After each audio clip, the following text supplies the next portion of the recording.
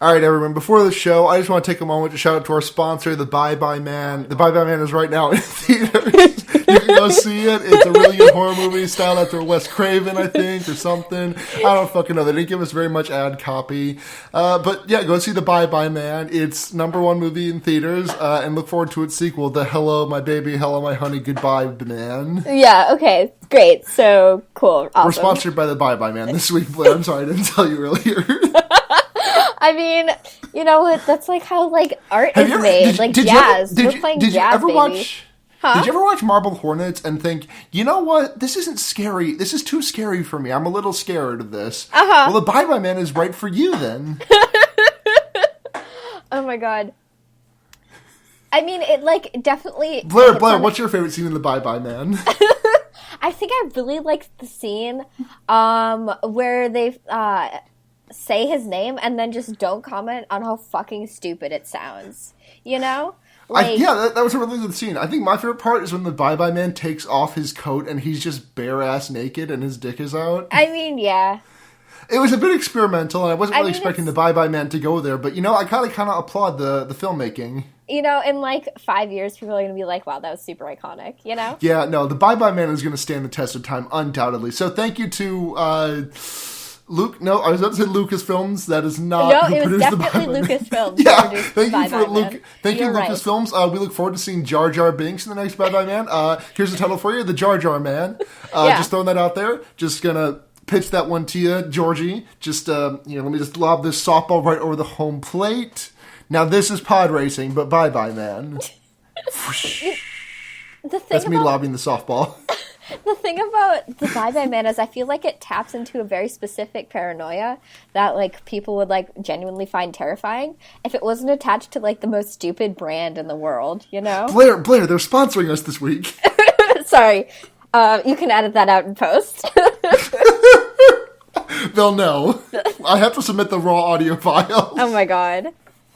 To Univision, to Enron. I have to submit the raw audio files to Enron. Oh my god. Wait, what was the company that, did the insider trading or whatever? Was it Enron? I have no idea. Hold on, I gotta Google this real quick. Okay. I'm gonna find out some trivia. Enron. Yeah, Enron. Okay. And, The Bye Bye Man. Let's see if there's a plot synopsis of it on Wikipedia, because I've been waiting to read it. Oh. It was produced, so thanks to STX Entertainment, really glad to have this, but here's the quick pitch. 3 college students move off into an old off-campus house where they find themselves haunted by a supernatural entity called... The Bye Bye Man? Who may be responsible for possessing various people and causing them to commit killing sprees throughout recent history. The students discover the origins of the Bye Bye Man and find that there is only one way to avoid the curse. Don't say or think his name, because once the Bye Bye Man gets inside your head, he takes control. So, they weren't courteous enough to provide us with any actual ad copy, so this is the closest we're really going to get. Yeah. But, so, thanks to STX Entertainment, and I look forward to the next movie you're going to put out, which is, fucking... A Bad Mom's Christmas. All right. Yeah. Great. So thanks. Yeah, thanks. Bye Bye Man in theaters near you. Hopefully. Don't miss it. Yeah. You won't wanna. And remember, don't say it, don't think it, and don't miss it. The Bye Bye Man. That's so shitty. Stupid fucking podcast.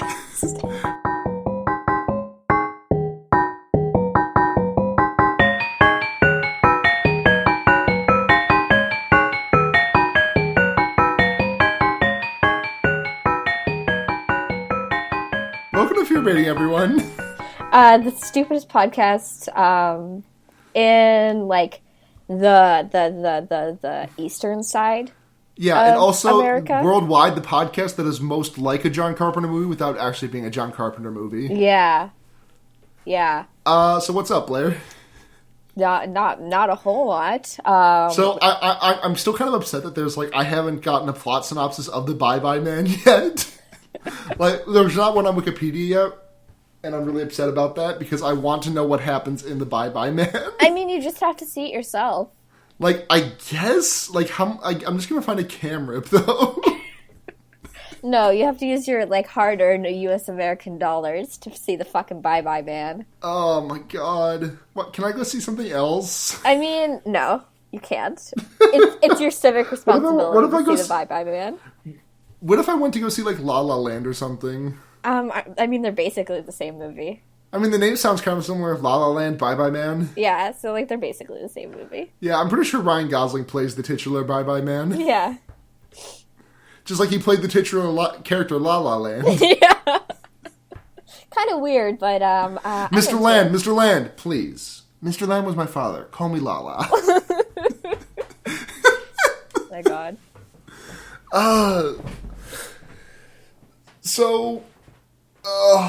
Before we get into what do we watch this week, anything interesting in horror movies happening? If anything has been happening, I haven't been keeping my finger on the pulse of it. Like, the only ads I've been seeing on YouTube are for the Bye Bye Man and Split, which is, like, YouTube is how I get my advertisements for horror movies nowadays. I mean, who has the time to, like, you know... Yeah. Do other things. Yeah. Yeah, that's really it. Not like we've said our piece on Split many times. Yeah. I mean, yeah, you don't need to. We did that on the, I believe, way back in the fucking Cabin in the Woods episode. Yeah, I remember that. Yep. That was that was a little bit over 20 episodes ago. Yeah. So we've been harping on this garbage movie for 5 months. And it's, like, only just now come out. Yeah, it's not even out yet. It's coming out this Friday. Oh my God. I'm just, like, so sick of it. Like, so buy your tickets to see Split now, everyone. Can, like, M. Night Shyamalan or whatever, like... Go back to making movies about plants that make people commit suicide, you fuckhead. I mean, he just has to accept that he's, like, not going to make another good movie since... The unfortunate thing is, I've seen people who have, like, early release copies, like, praising this as, like, a return to form for Shyamalan. Yeah, actually, I've seen that, too. But, you know, most of the mentions are, like, cinematographically. That's not a word, but I'm saying it like that. And, like, the acting is fine. I'm not trying to, like, praise the movie whatsoever, but, like, playing, like, 23 characters is a feat. Yeah. Like, if James McAvoy can do that, like, not even, like, good, but, like, adequately, like, if he does 23 characters adequately... Yeah.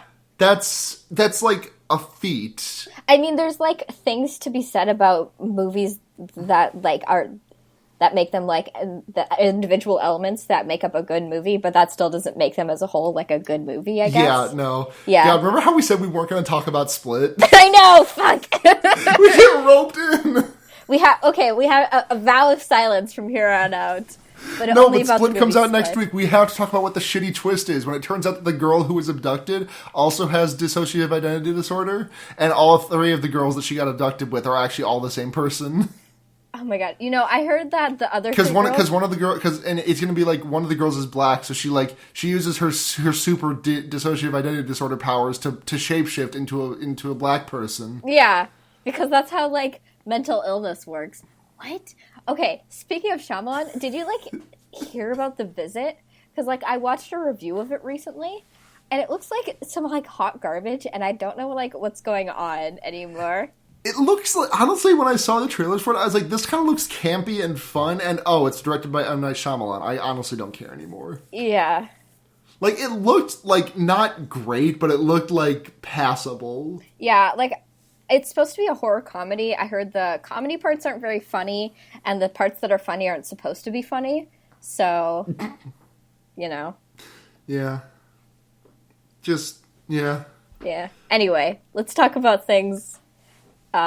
let's talk about the movie we watched this week. Let's talk about It Follows. It Follows. What does it do, Blair? What's it do? It Follows? Yeah, good job. Yeah. So this movie was made by someone who had a giant fucking boner for John Carpenter's 80s movies. Like, this movie is like if someone had pitched The Thing slightly differently, this is what it would be. It's The Thing, but hornier. It's The Thing, but hornier in a single entity. Yeah, basically. And probably would not result in the dooming of mankind. Yeah. Just like the dooming of, like, a specific chain of like, people. a specific lineage of people that fucked. Yeah.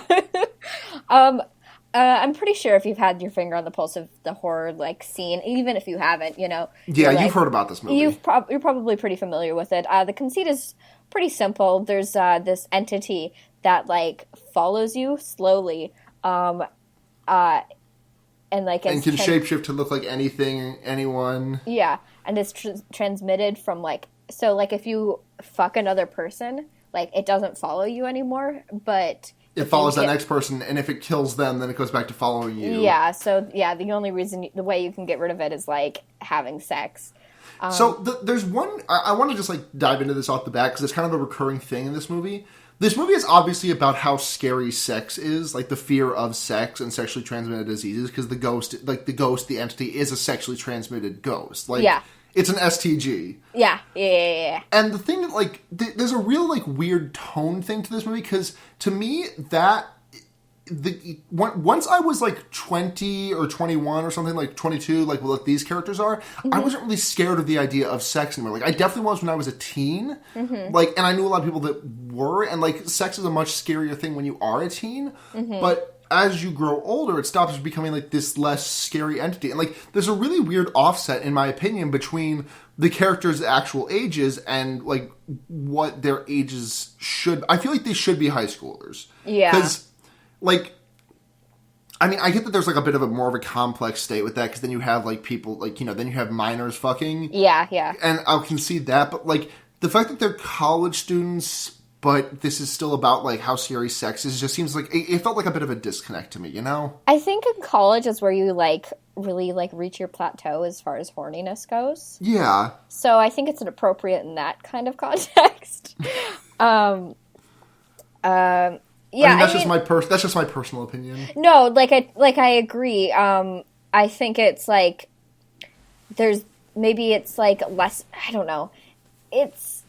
If it's not... like specifically like a universal fear of sex, it's like a sort of like fear of the consequences of it, which I think is more of like something that would be perhaps like understandable within the context of like a college age student, Yeah, and also like I feel like there's a bit of tone deafness happening in this movie. This is coming from someone who actually liked this movie quite a bit, but there's a bit of tone deafness in this movie in that like the entirety of this hinges on heterosexual intercourse. Yeah, and it's about STDs when like yeah, and like this is such like a masturbatorial towards the 80s that like. It's kind of weird that this is all just heterosexual all the way down. Yeah, I was like thinking about that as we were watching it, though I didn't mention it. But yeah, I mean, I think the risk of that is, though I don't know if the director would even consider the specific like consequence of it is like the idea that you might be like demonizing gay sex. Yeah, in that sort of context, I think it could be done. I think it just needs to be done. I think just like even just like a throwaway reference to one of the characters having had like not straight sex. Yeah, or the thing not being passed on by straight sex at like one point. But like that's in the grand scheme of things, that's kind of a minor criticism that I have to levy against the movie. Yeah, I think I kind of almost wish it had like had that. Because I think it would have, like, been more realistic in a sort of way, Yeah. I don't know. But, yeah, I mean, the complaints I have about this movie are, like, small, but are, like, enough to make it, like, I don't They're dislike nitpicks this. Compared to how much you enjoy the movie otherwise. Yeah, I mean, they're small, and I think there's a lot of good elements to it, but it definitely lessens my, I don't think I enjoyed this movie as much as other people enjoyed this movie, but I think it was one of the better horror movies to come out in the past while. I don't think it's the best. Yeah. I don't think it's incredible. I think it is a good horror movie. This was a 2015 flick, right? 14. 14, yeah. 2014 had a lot of fucking good movies. Thinking about it. But like I didn't care about horror until about a year or so ago. Sure, I really didn't care at all. So like I really don't like have my finger on the pulse as to what good horror movies came out over the past 10 years.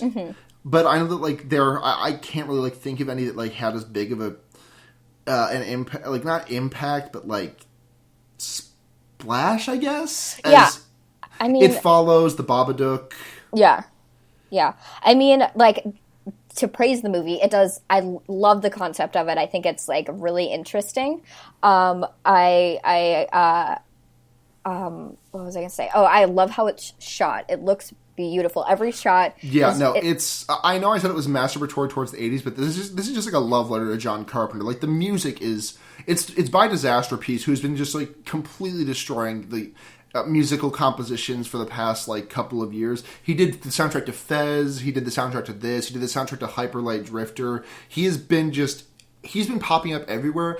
And, like, I have just heard his name come up. Like, I've heard his soundtracks come up in best soundtracks so many times. This guy is an amazing composer. Yeah. I mean, yeah, so there's, like, a lot of good elements. I think the place where it, like, is its weakest is the writing, which is... The writing isn't great. The writing is, like, not awful, but it's... Yeah, not great. I think it's flat and unempathetic towards the characters. But it seems deliberate. So I appreciate that. It's not bad writing. It's just writing I don't care for. You know.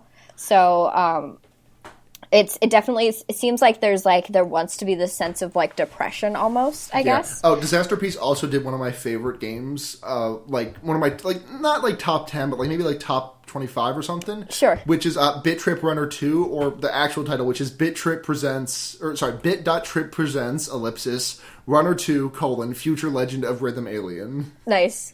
It's a really good name. Yeah, it's like one hell of a title. Yeah. But anyway, sorry, go on. I didn't mean to interrupt you. No, it's fine. I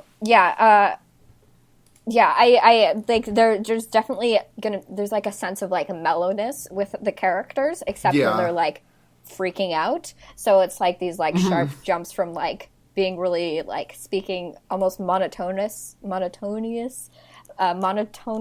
I guess. I don't know. Monotonally. And then like screaming, crying. I mean, it's not super abrupt and it like feels natural enough.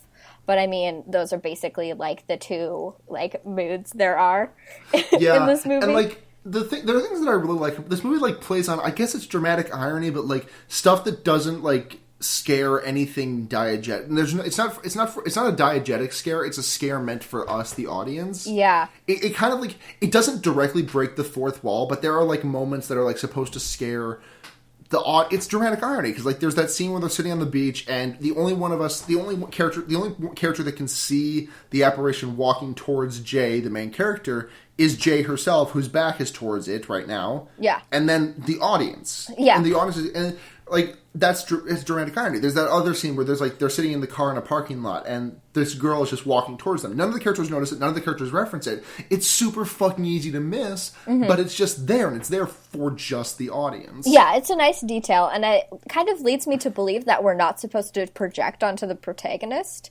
We're just supposed to like voyeuristically watch these things happen to her, you know? That makes sense. Which I guess would... I mean, that's just like a certain interpretation, but I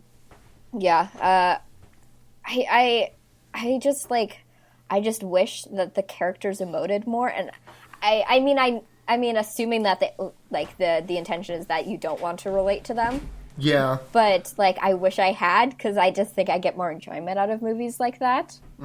So that's just like a personal thing, and if you like disagree with me, that's totally fair. Like, to you and also the general audience listening. I really don't know how I feel like we're supposed to feel a bit of a kinship with the audience, because the way it's set up is that only certain people can see this thing, this thing that follows. And we, the audience, are part of that group of people. Like, granted, not for the same reason, because we didn't fuck Jay, or the guy before her, or the guy before, or the girl before him, or so on and so forth. But, like... I feel like we are supposed to relate to her in some extent, at least. Like, I'm not trying to fully, like, go in the opposite direction of what you were saying. I think you're also, like, right to an extent. But also, like, I feel like just because it would have been easy to not show the character. I feel like this is a completely different movie they don't show if the audience can't see the villain. I think it's still a really interesting movie if we can't see the villain. Yeah. Or the creature or whatever the fuck it is. Like, I think it would have also... I I don't know if it would have been better, but I don't know if it would have been worse. It would have been just such a different movie. Now I'm just kind of thinking about that, and I'm trying to, like, process it. I think, I don't think I would have cared for it as much. I think, speaking as someone who, like, lives and dies by, keep the monster a mystery if you can, or unless, and, like, don't make your big reveal, like, what the monster actually looks like. I think it masks itself in a way where we're not, not really seeing the monster, because, like, all we see is just, like, people. Sometimes the people look extremely off and, like, sort of uncanny. Yeah, but, the fucking guy who's, like, 7 feet tall. Yeah. Just walks through the door at one point. I think there is definitely a thing to that, because, like, I think, like, we see the monster, but we don't actually see the monster. You know what I mean? Like, we see Jason, but we don't actually see Jason's face. Yeah. Like, we don't know the true identity. We don't know what the monster truly looks like. I don't know if the monster does have a true form or whatever that it, like, would revert to upon death or something. Yeah. I think what's most successful about the movie is that we, like, technically see what's, the object of fear, but we don't understand it. We know these, like, arbitrary rules it follows, but we don't know, like, the extension of those rules, and, like, if there's more rules, or, like what kind of variables it's living by, Like, there's a lot of mystery about it, and, like... And the fact that, and I really like the fact that just, like, our questions aren't answered. Like, I still have a lot of questions about how the It Follows monster works. Yeah. Yeah. Man, we just had, like, a really smart discussion for, like, 10 minutes. What the fuck? I mean, it's definitely, like, I mean, I said, and I stand by this, I don't think I like this as much as, like, a lot of other people liked it, but that being said, I still like this, and I think there's a lot to be said about it. No, yeah, I think this is a good movie. I don't think this is a great movie, and I don't think it deserves the kind of, like, excessive, massive lauding that it did. Yeah. That it did receive. But at the same time, I can kind of understand it, because I can't think of a movie that came out that was, like, really as big, or, like, this is just a different movie than we're getting from horror movies these days in terms of mainstream releases. Yeah. We're not getting, like, we get a movie like this maybe once or twice a year from mainstream releases. Now, and that's nowadays. Yeah. Like, back in 2014... 3 years ago, we weren't, to my knowledge, we weren't getting movies of like this kind of odd on this caliber of a release. Like, we do more often now. Like, we got the Babadook, we got The Witch, we've gotten a couple other things that are trying to experiment more. I wouldn't put what was that movie about the deaf or the blind man? Oh, Don't Breathe? Yeah, Don't Breathe. Mm-hmm. I wouldn't put Don't Breathe into the same camp as the other 3 movies that I already listed, but I think it is trying to bridge a gap between super mainstream, like, James Wan jump scare fests and this sort of weirder brand of movies that we get. Yeah. But I feel like this was just, like, we hadn't had a movie like this in a while. So I don't think currently, if this movie came out now, it would be like, people would be giving it, like, 7s or 8s, I feel like. As opposed to, like, the 10s or whatever it got back in 2014. Yeah. Yeah. I think, no, I agree. I mean, it's nice. It's super refreshing to see. No, yeah, absolutely. Horror movies that look good. I think about this, and I also think about the movie we watched last week, which was a horror movie that, like, looked really good. Mm-hmm. I mean, like, it looked like an actual, like, cinematic release instead of, like, some of these, like, other horror movies you get that are just kind of like... Yeah, and I call this a love letter to John Carpenter. It's a fucking good love letter to John Carpenter. No, yeah. When I said James Wan earlier, like, I'll say this, I've said this before and I'll say it again. I don't think James Wan is a bad filmmaker. I think he is very good at creating jump scares. Mm-hmm. It's just, I feel like there's a saturation in the market. I think James Wan deserves a place in Hollywood. I think James Wan deserves where he is because he makes good scares. Mm-hmm. Like, I don't think there's too much substance to his movies, but I think there is a lot of really fucking good flash in the pan with him. Yeah. And I think he does creates pretty good tension in his horror films. I mean, there's definitely something to be said within the horror genre about cheap thrills, you know? Yeah, no, I mean, like, there's a reason that, like, that man is as successful as he is. Yeah. I mean, I will never, like... I mean, I'll sound like I'm shit-talking, like, really, like Saw-esque and that kind of, like, category of horror movies, but, like...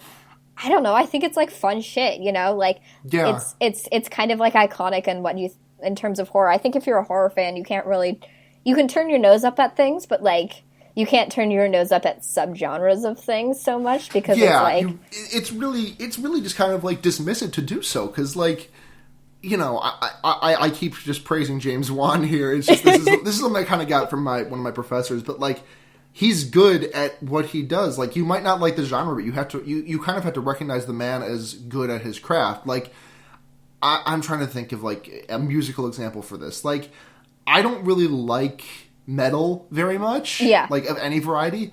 But I recognize that Sunbather is a really good album. Yeah. Yeah. No, I can't remember the name of the band that did Sunbather. All of a sudden, my fucking nerd cred is exposed. I don't know anything about metal, so you obviously know more than me, so... Yeah. Yeah, no, I think, like, the thing about horror movies is that it's, like, kind of, like... I think we talked about this in earlier episodes, but, like, it's kind of, like, pushed to the side as sort of low art in a sort of ways. Mm-hmm. So I feel like I don't know, for me personally, this is how I feel about it, like... You kind of have to have, like, a protective instinct about horror movies. I'm not laughing at you. I'm sorry. I actually left Discord open. And one of my channels, one of my friends is threatening to take away text to speech. And my friend Korn just text to speech. Please don't take away my text to speech. My family is starving. Sorry. Please continue. I was really interested in what you were saying. Like, horror movies are kind of, by and large, a shit show in a sort of way. Like, I mean, like I said... To an extent, yeah. Like, considered a sort of a low art and that sort of way. It is. Because it's like, I mean, it's like pulpy in a kind of way, too, you know? Yeah, and it's like, to a degree, it is like a low art. Like, I'm not trying to sound derogatory, but like, what other genre of movie could Paranormal Activity have worked for? Right. Yeah. Exactly. Like, people have tried it. Like, Project X was a comedy, like a house party comedy movie that came out a couple of years ago that was doing the Paranormal Activity kind of shtick, and it just completely fucking flopped. Like, we don't see movies like that for a reason. There's a reason that found footage is a horror genre, because horror can be done at such a low budget that it works. Yeah. I mean... And, like, I kind of feel like if you don't embrace that part of horror, that, like, it is kind of just, like, not bad, but, like, I'm trying to say this without, like, sounding like I'm talking bad about horror, because you guys know that I fucking love good horror movies, but, like, if you can't really embrace that about the genre, that, like, sometimes it's just kind of, like, a lower production value, really? Yeah, yeah. Like, it's just, I feel like you can't really get your full, like, enjoyment out of the genre. Right, no, I totally agree. I mean... Yeah, I mean, if you're not a diehard... I'm excluding movies made from, like, because, like, I know that, like, a lot of other film industries, like Nigerian and Ghanaian cinema, make a lot off of a shoestring budget. But I think as far as American cinema goes, nothing can work off a shoestring budget like a horror movie can. Yeah, exactly. I mean, like, other genres can, like, try, but, like, there's something, like, about shock and horror, like fear and, like, it's because being on such a low budget, like, it makes it so much easier to relate to the characters and to be that much more scared. Yeah. Blair Witch is so much less scary if it's, like, high production and if it's not these fucking kids who are just, like, scared and confused and out in the woods. Yeah. I mean, Blair Witch Someone dig it, Blair Witch 2016. The Blair Witch Project would have been like nothing if it... that's what Blair Witch 2 was. Yeah, I mean, basically. Oh my god. Wasn't it? I never saw it, but I've just been told. I mean, okay, so you mean Book of Shadows, the sequel to Blair? Yes, Book of Shadows. God, I forgot it was called Book of Shadows. I'm just gonna, that sounds like a Silent Hill subtitle. Like, Silent Hill, Book of Shadows. Yep. Wait, hold on. I'm just going to do a quick Google because I feel like that was... Yeah, I Silent feel like Hill, Book of... Sorry, no. Silent Hill had Book of Memories. Okay, sure. But that's Silent Hill. Fuck, Silent Hill's good. Just as a brief sidebar, friend of the show, Alec, got me a box set of the original Blair Witch movie, the sequel to the Blair Witch movie, the Book of Shadows, and, like, the 3, like, CD-ROM games that they did with the Blair Witch Project. Oh no, I didn't know this existed. Holy shit. I can't play them because they're for the genius. PC. I can't play, and I only have Mac. Oh! So, but one day I'm going to get a PC and I'm going to play the shit out of those games because I bet they're from an era like, where I bet they're, like, super low budget and, like, really, really fucking weird, you know? I'm... Oh. It was, like, the best gift I received. It was amazing. But, yeah, I mean, Book of Shadows was, like, it was just, like, a handful of, like, horny teenagers just, like, shitting their pants in the woods, basically. I mean... Oh, God. So... We have to do Book of Shadows this coming Schlocktober, right? We'll do Book of Shadows this Schlocktober. It's, like, iconic. It really is. I mean, like, you call, like, Blair Witch 2016 a shitty movie, like... It's nothing. It's like, we don't get shitty movies like there were in the early 2000s anymore. Right? I mean... Like, we don't get White Noise. We don't get Fear.com anymore. Yeah. God, we need to watch Fear.com. You know what I really want to watch for Schlocktober? Fucking what? Smiley. What's that? Smiley, it's the one that, like, fucking Shane Johnson... God, we haven't watched that before? No, I've seen it, like, several times. Yeah, same here. You know what I want to watch for Schlocktober? This week's sponsor, The Bye-Bye Man, coming out in theaters last Friday. What if, like, we watch The Bye-Bye Man, it turns out to be, like, really extremely fucking good, but it just has, like, the stupidest name in the world? God. Like, Doubt, but... You know what? Here's my honest prediction. I feel like it's going to be a complete middle-of-the-road horror movie. Yeah, no, like, that movie can't really be amazing, but it's not going to be awful either. Yeah. Like I said, no, we don't get terrible horror movies anymore. We definitely get terrible horror movies. We get divisive ones, but we don't get, like, horrible ones anymore. I mean... You know what I mean? The Blair Witch 2016 came out... And that was pretty shitty. Incredibly divisive. Blair, I haven't seen it, so I'm going to trust your judgment on this. But I've seen a lot of people whose opinions I trust praising it. I've seen a lot of people whose opinions I trust putting it in the fucking dirt. I guess. It's a very divisive movie. Yeah. But I guess that might just be a thing of the internet age. Like, everything is divisive because, you know, you're always going to have some people on both sides of the fence who you respect. Yeah. Or maybe in, like, 5 years it's going to be less divisive. Because, I mean, we talk about what shitty movies, like, were that came out, like, 5 years ago. Yeah. And, I don't know, it might be different. Yeah. Wow, we actually talked for, like, half an hour about, like, really smart stuff. I just, like... Wow, okay. Do you want to get into the synopsis half an hour into this movie? I mean, I don't know if we need to get into too much detail about, like, the goings on. You run through it because I tend to, like, go super into details, but give us the skinny. Okay, so basically we have our main protagonist. I don't remember anyone's Jay? Yeah, Jay. Jay, the guy's name is Hugh. The guy that she fucks is named Greg. Yeah, I remember The guy Greg. who has a crush on her is named Paul. Greg is definitely the name of a guy you fuck, you know? You don't marry a Greg, you fuck Greg. Yeah, you fuck Greg.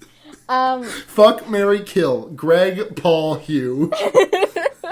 You marry Hugh. Paul. You marry Hugh. No, you marry Hugh. What are you talking about? Oh, okay. I mean... Hugh is absolutely the name of a husband. Yeah, you marry a Hugh. You kill Paul, because fuck Paul. Yeah. Don't fuck Paul. And then you fuck Greg. God. Okay. Open up show notes. Make sure that goes in the show notes. Marry, fuck, kill, Greg. So our protagonist Jay has been, like, going out with this guy Hugh for a while now. Not too long. Maybe, like, a couple of dates, I think. Couple of dates. If I'm remembering correctly. And so they go out to the movie theater, and they're playing this game where it's like, oh, I'm gonna pick someone I wish I was. Yeah? You just completely cut out for like 10 seconds. Oh no! Well, I was talking, so... Okay, well, I'll edit it out. I'll fix it, don't worry. Okay. Do you want me to start over with the synopsis? No, keep going. I remember what happened in the movie. Okay. They're playing this game that was like you pick someone in the room that you wish you were, and I'll guess who it is. And the first guy... And A of all, what? Yeah, I mean, it's like... That's my point is that, like, these people don't act like fucking, like early 20-year-olds, you know? They don't. They act like fucking someone who's like reminiscing about the cool shit they said as a college student, but they actually just didn't say anything cool. They act like someone who's writing 20-year-olds, you know? Yeah, they act like a 40 or 50-year-old writing like super fucking dope 20-year-olds. Yeah. They act like Holden fucking Caulfield. Yeah. Yeah. I don't know. I mean, yeah. But anyway, that's just like... I mean, this is... the caveat here is that, like, I think these actors are doing a really good job. I just don't like... Yeah. I don't think the script is super good in this movie. Yeah. Like, I think the actors are doing a really good job. Like, I don't know if this actress has been in anything else. I actually don't recognize any of the actors in this movie. Uh-huh. Which is really good, because that's always a big selling point for a horror movie for me. Mm-hmm. Because, like, if fucking, like, Ryan Gosling or Ryan Reynolds or Ryan... Seacrest? Yeah, showed up in a horror movie, I'd be like, oh, hey, Ryan Seacrest is getting stabbed by Jason Voorhees. Could you imagine, though? Like, could you imagine? That's the Oh my sequel God. I want. I want a new Jason. I want a new Friday the 13th with Ryan Seacrest. Yeah. And then at the end of the movie, Jason takes off his mask and it is Ryan Seacrest. And he was Ryan Seacrest. He's just killing all of the like famous people who also are named Ryan. Wasn't that the plot of Zoolander? I mean, 2? I didn't watch Zoolander. So. I mean, I remember in the trailer for Zoolander, Justin Bieber dies. Uh-huh.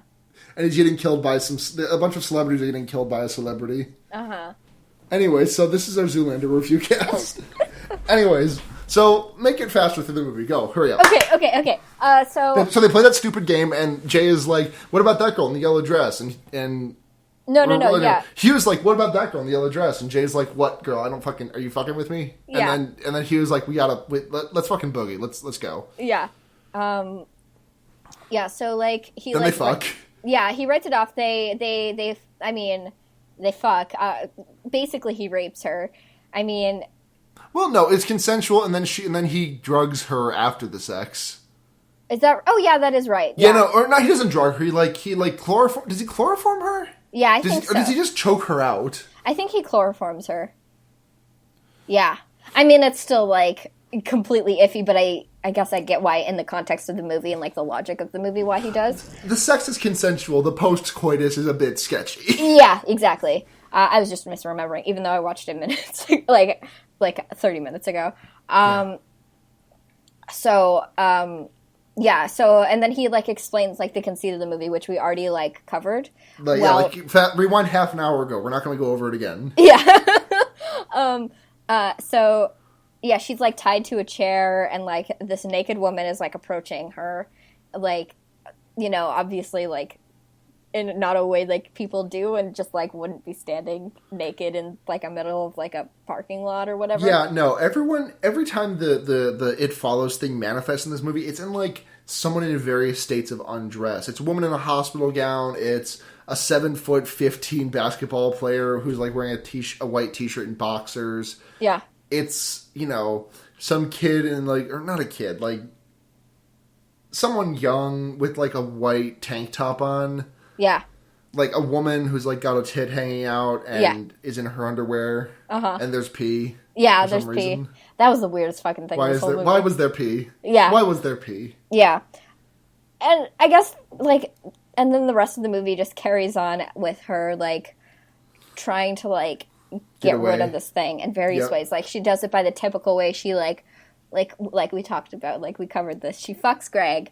She fucks Greg. Yeah. Greg status fucked. Yeah. So, but eventually Greg also gets killed. So there's like a paradox there, you know. Like, what if you fucked and killed Greg, but she didn't kill Greg? No, if you fuck and kill Greg, then It Follows marries Paul. Oh, and is that how you defeat? Yeah, that's how you defeat it. Then it marries Paul. Okay, I see. Interesting. What happens if you fuck the It Follows monster? Does it kill itself? No. That's how you defeat it. No, it kills you. That's how you defeat it. That's how you defeat it. You fuck the following monster. Listen to me. It kills you by fucking you. No, it doesn't. Yes, it does. No, it does not. It certainly does. Okay. So let's cover this again. So Greg dies, the It Follows is just like grinding on his dick. Yeah, I mean, but the assumption there is like it fucked him while killing. It killed him while No, fucking him. Or his fucked him pants while were killing him. on fully. We saw him die. There was no chance for that monster to actually fuck him in the time it took for it to launch on him and the time it took for Jay to see it. Well, I feel like if you got close enough to fuck the It Follows thing, Handcuffs. It would kill you, Handcuffs. Well, like, it can, like, phase through, like, people, so who's to say... Can it's probably it? Strong enough to break Does it can phase break through those people? cuffs, Nice meme, Blair. Nice meme. Does it phase through people? Yeah, it phases through people. Like, people who can't see it. No, it doesn't.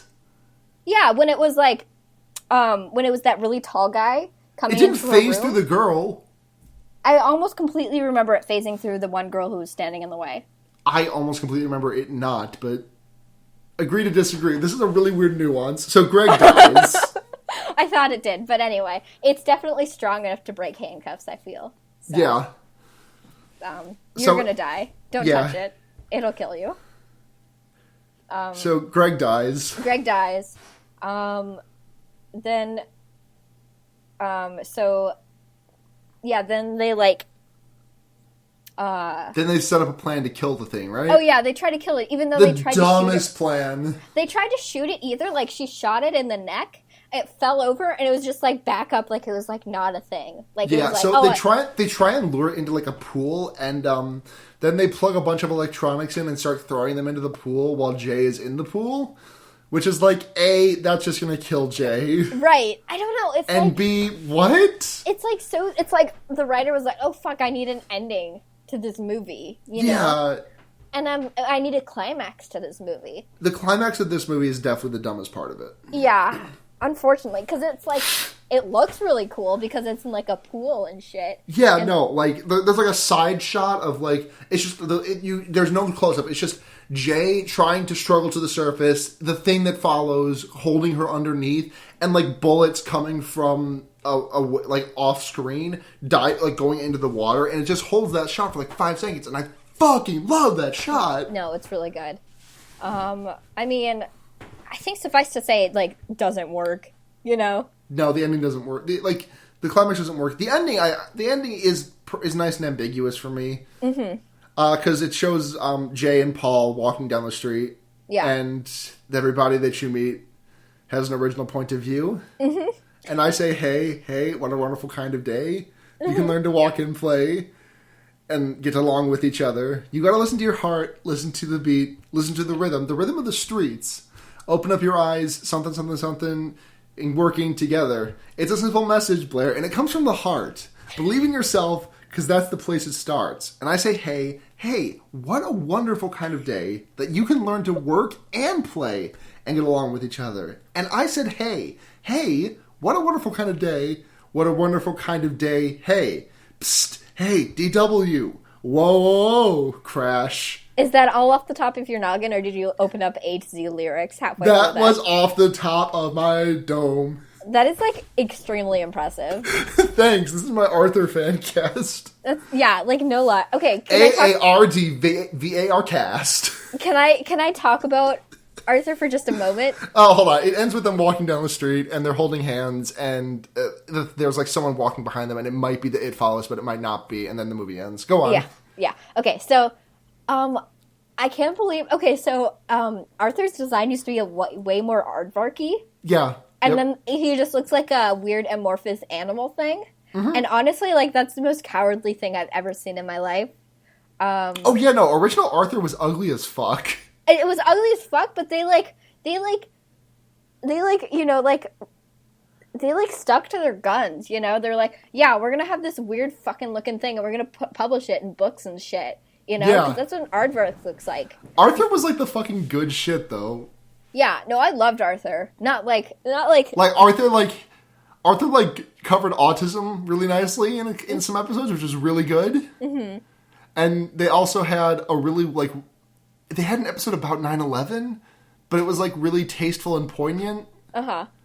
And I remember that one kind of specifically. Yeah. I don't remember a lot about Arthur, but I remember being way into it. Hell yeah. Yeah. What was Binky? What was anyone in that show, honestly? Well, there was the rabbit. Yes, Buster, but like Buster's obvious. Everyone else just kind of looks like Arthur, but with a slightly different head shape. What is everyone? Well, I mean, okay, and the professor was a rat? Yes, Mr. Ratburn. Mr. If the Ratburn. professor could be a rat, then Arthur could be a fucking aardvark with a long-ass snoot, you know? Like, fuck.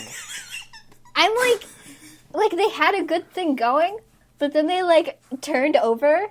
Like, they rolled over, and they're just like, okay, marketing executives, I guess it will be profitable if our, like, fucking protagonist looks like a weird, fucked up, like, creature.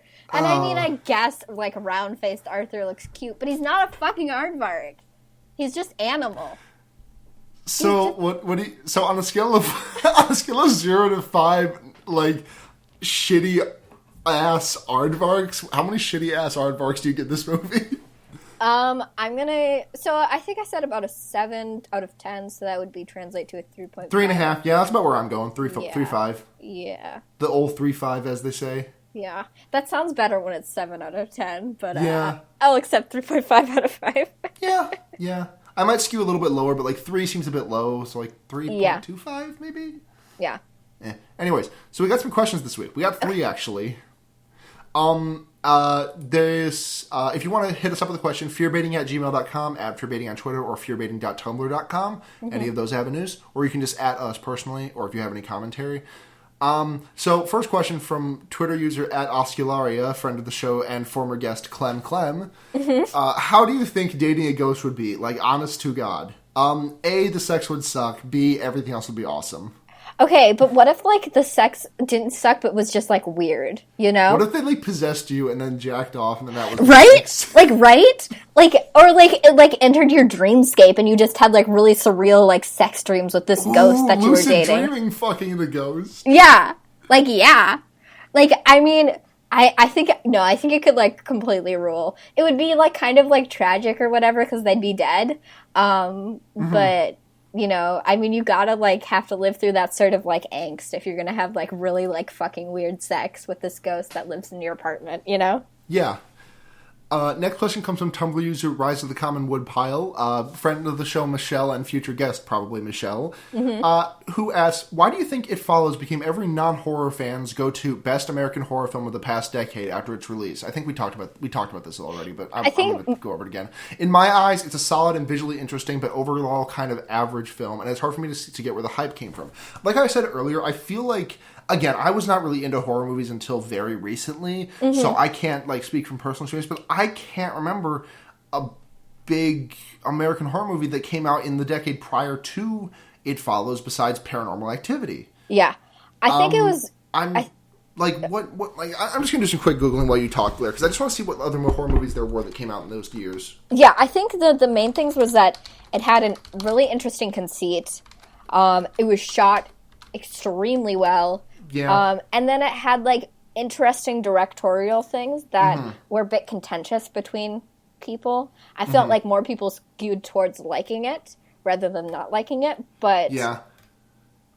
In that I'm just taking a quick look at a list on IMDb of the 75 best favorite horror movies that a list of favorite horror movies that someone made from 2006 to 2016. And I'm just going to list a couple that I think would place above It Follows. Cabin in the Woods places above It Follows for me. I'm going to cut some of this. They put The Mist on here. I don't know if I would put The Mist above It Follows, but The Mist is a really good movie. It's been so long since I've seen it. That's the one based off the Stephen King book, right? Yeah. Tucker and Dale vs. Evil is listed here. I've not seen it. But that's like a zombie movie thing, right? It's a comedy movie. That's what I mean, like a horror comedy thing, zombie. Yeah. No zombies? Zombies? Yeah. I saw The Devil. That was Korean, but we should watch that sometime because that's one of my favorite horror movies of all time. Paranormal Activity, like I mentioned. Daybreakers is on this list, apparently. You remember that movie? Daybreakers? No, I don't. It was that movie where Willem Dafoe is a vampire, and they're trying to, like, find a new source for blood because all the vampires are going crazy. I don't think I ever watched that one, so no, I don't remember it. Yeah, it was actually pretty good. What We Do in the Shadows, which is absolutely not a horror movie. Hostel. Ew. Just saying, this person kind of has shit taste. Yeah. I heard Mama was good. I remember Mama was actually, extremely good. Which surprises me because I wasn't expecting that. It was a Guillermo del Toro project, right? Was it? Yeah, I'm pretty sure. It was directed by Andy Muschietti. Oh. Well, maybe I felt like Guillermo del Toro was involved with it in some capacity. Mm-hmm.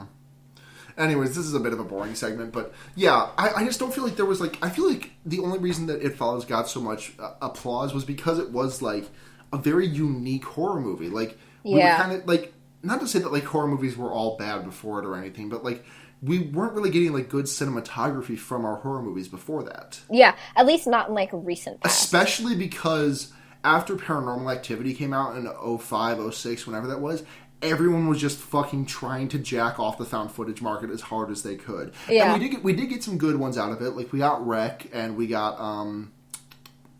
VHS, the first one. Mm-hmm. We got Chronicle, which I didn't see, but I know it's kind of a divisive movie, but I heard a lot of people enjoy it. It seemed like an interesting experiment, at least. Mm-hmm. But yeah, that's my opinion. Yeah. Yeah. I definitely think the aesthetics have a big thing thing to do about it. So yeah. Last question from Twitter user Kindermurder, friend of the show Benny.